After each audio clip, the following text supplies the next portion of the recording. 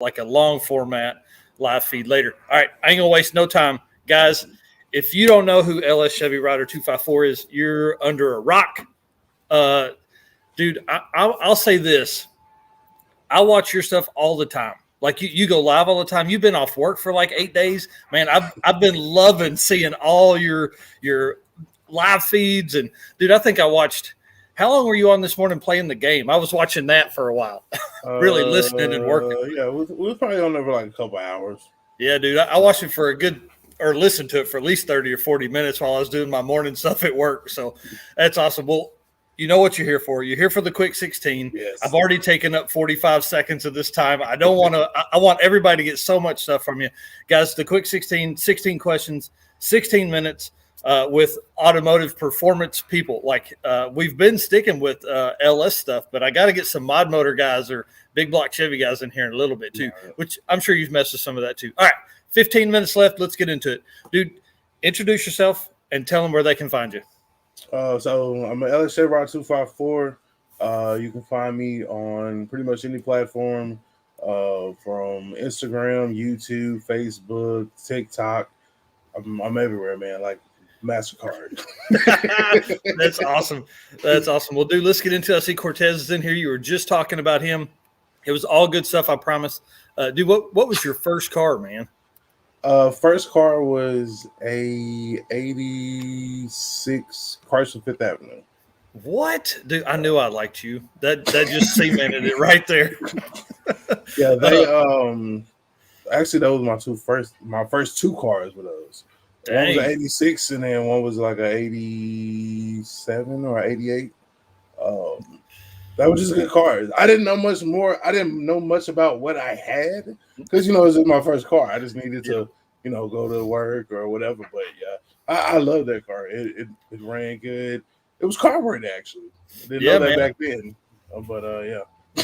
you didn't care. You got in there and it started. Yeah. It's fine. And, dude, carburetors are fine for if you start and drive and run it every day, it's okay. But fuel injection is obviously the future.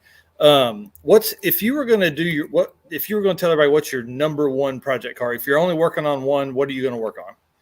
Out of the three that I have, it's probably going to be my box Chevy.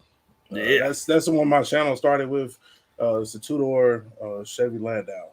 So it's a two-door one. So that's my baby. Yeah. What year is it? It's an 84. That's awesome. Yeah, 1984 with had the LS swap in there. With the 406E transmission. Yeah, hell yeah. I'm going to build a 78 Caprice. You've heard me say that, I'm sure. I'm going to build one two-door at one point in my life whenever I grow up. Yeah, I like those because of the back fishbowl windows. Yep. On like some 24s. I don't know if I'd do 26s, but like some 24s, some super clean 24s, I think would be awesome.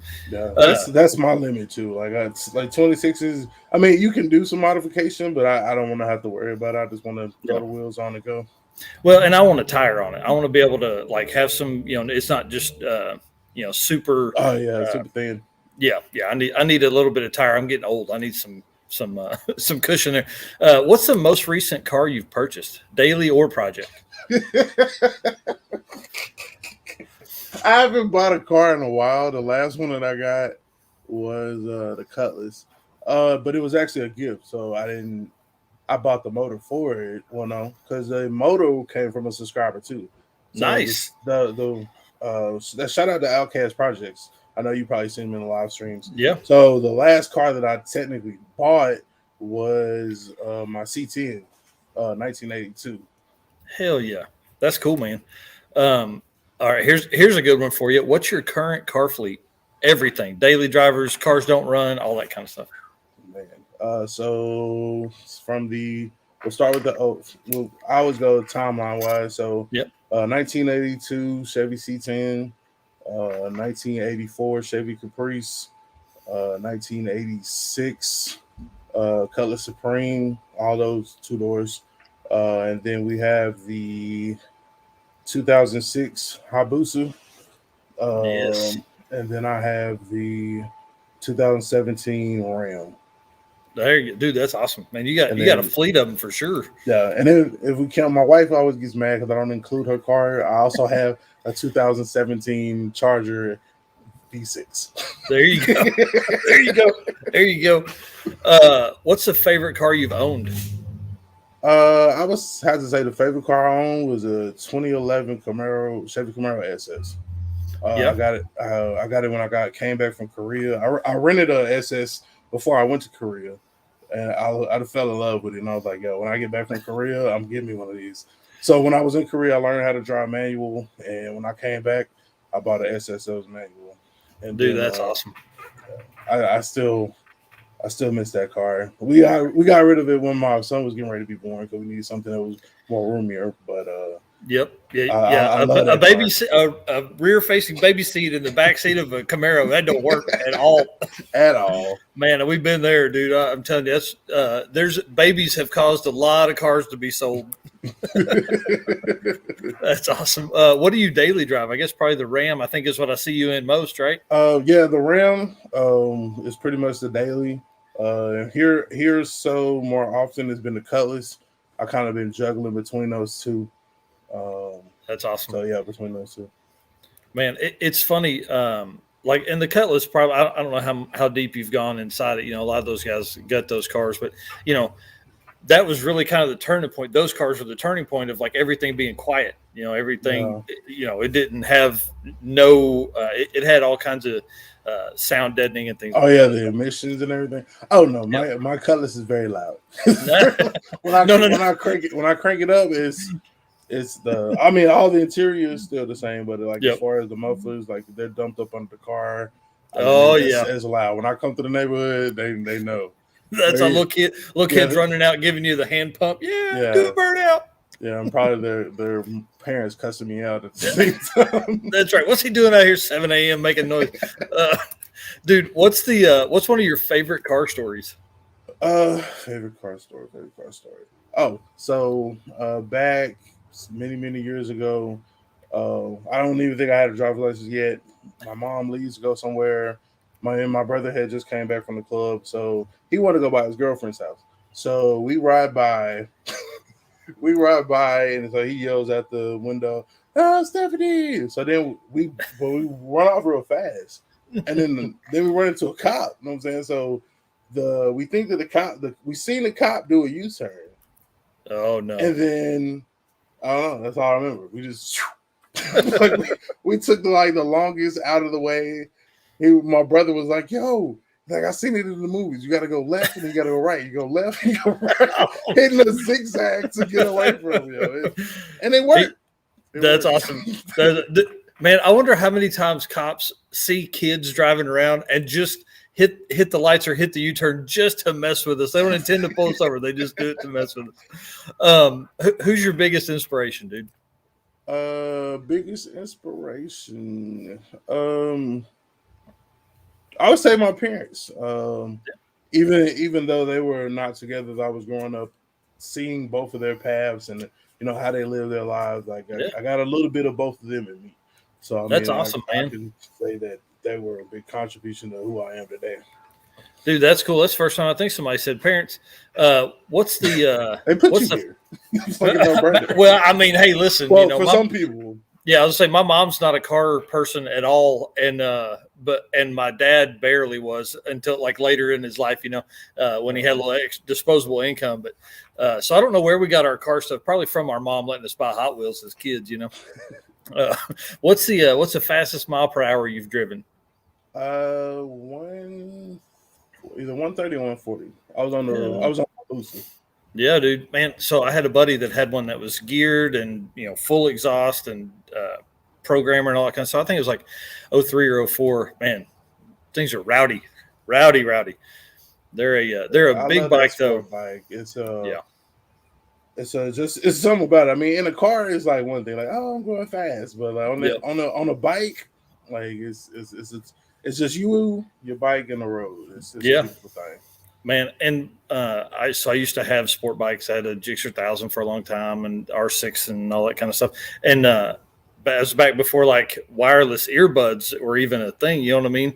And so you'd get on the bike, dude, you were just for 2 or 3 hours, it was quiet, you were on the bike, it's you and the bike. So I'll get another motorcycle at some point in my future, but I like wheelies too much and I got 2 kids. The wife says no.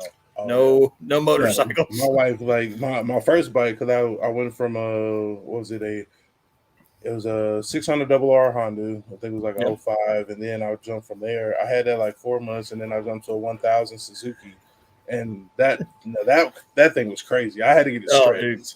Yeah, and then I ended up getting the booster. But yeah, when I brought it home, she was not happy. She was like, I thought you were going to look at it. I like, did. Yeah, I'm not a shopper, honey. I'm a buyer. Yeah, that's awesome. Gotta commit. Yeah, dude. What's the next event that you're attending?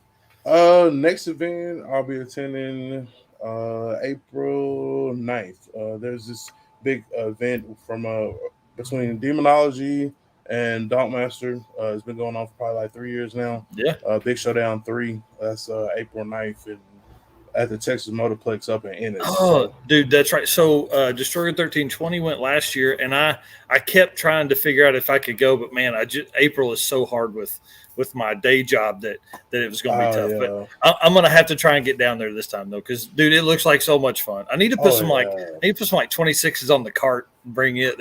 Man, they got that, and then the next event I'll go to will be June 25th, which is like Texas Whip Fest. And it's at the same area. It's at the same location, but I mean, it is huge, man. It's so many different cars, and they got racing and everything going out there, and it's just a good time. Now, are you Dallas area? I don't know, man. I don't know I guess. I'm actually right here at Fort Hood. It's like Central Texas, about an hour north of Austin. Oh, cool. That's cool. Yeah. Well, dude, I got to get to Texas one time. I got to get to Ennis at least some point this next summer, so I can meet you in person. We got to hurry. We got 4 minutes. All right. What's the closest tool to you? Closest tool. Oh man, flashlight. There you go. That's awesome. You and CP the tool addict both got the flashlights. What's one tool you can't live without? Tool I can't live without. Battery powered tools. Dude, they changed my life. I'll never go back. Yeah. Are you DeWalt or Milwaukee or which one do you got? Ryobi. Between Ryobi and Milwaukee. Yeah, dude, that's awesome. All right. This is one I know. I know, but you're gonna have to tell everybody. Are you naturally aspirated, nitrous, or boost?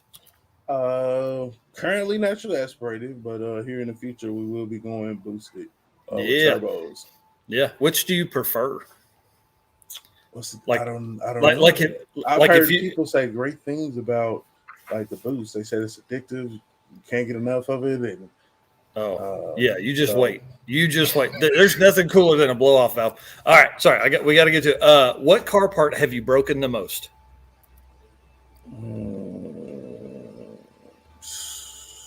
Yeah. Wheel studs? Dude, that's a bad one to break. That's awesome. You can put the big meats on there and crank them down. Are you a PB Blaster or WD-40 kind of guy? WD-40. Yep. You man, it's about 70% WD-40. You hear that, WD-40? Come on with the sponsorship. You gloves or bare hands kind of guy? Bare hands. The gloves, I don't know, it just doesn't feel right. Gotcha. I just gotta have hands on. I have more grip with my bare hands than I would in the glove. There you go. Well, that ends the questions. Swap's Performance here says he said ask him about the race shop. So yeah, the race shop is when I was building a Cutlass, because the 6.0 that's in my Cutlass was the first engine that I ever built. So once we finally got it all together and running and everything, and so it's like open headers and we're cranking it up, and so you can see when I go live in the garage, you see like all my neighbors. So I don't know if so they will make this joke. They'd be like, "Oh, honey, he's in the race shop again tonight." That's awesome. That's awesome. So I live on a street that's got a ton of car guys, and so anytime like you can fire up the race car or something that's got some exhaust. Dude, it's not 10 minutes. Here comes somebody creeping down the street like, what's going on? Who's got the car started?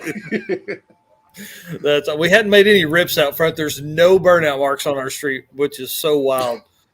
There's a couple out there. I don't know who put them there, though. Yeah, no, I mean, it obviously was not you at all. Oh no. Not till you got into Boost yet. You just wait. Dude, it's addictive. We got one more minute. What can people expect from your channel, man? Just a regular, I'm just an everyday working guy like everybody else.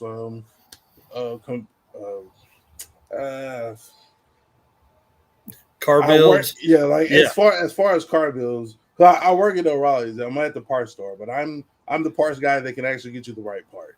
So, dude, I'm gonna tell you, you're a hero. So that's a common misconception. A lot of people come in like, oh, you don't know what I'm talking about. Yeah. I am that guy. So they can walk in and go, hey, I got an LS and a 80 and a 85 Cutlass. Those are my favorite people, man. My eyes light up. That's actually how I met Cortez. When I first started working there, he said something about LS swap. My eyes lit up. I said LS swap, man, and we've been thick as thieves, man, ever since. That's awesome. Well, dude, hey, we're fixing to cut it off. We got 1 second. I want to say thank you very much for doing this with me, man. I really appreciate it. I appreciate you having me, brother. All right, guys. See you later. Later.